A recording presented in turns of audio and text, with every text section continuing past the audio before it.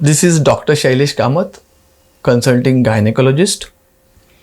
Menopause is basically cessation of menses, but significance of this is the basic sex steroid or the hormones on which the femininity of the female depends on. They're withdrawn from the body. Now, menopause could be either surgical menopause or a natural menopause. Surgical menopause, when a woman undergoes some sort of surgery to remove her ovaries and she suddenly undergoes menopause, or the natural menopause, which is usually a gradual process.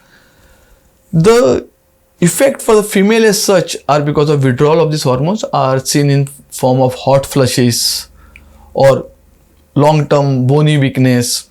As such, natural menopause does not require any treatment as such unless patient has severe symptoms of any kind.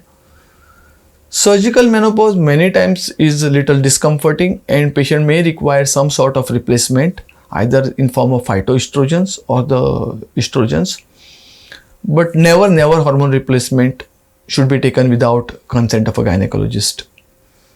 Because once a patient on hormone replacement therapy for menopause, she requires strict monitoring for obvious development of any complications of the replacement therapy. Thank you.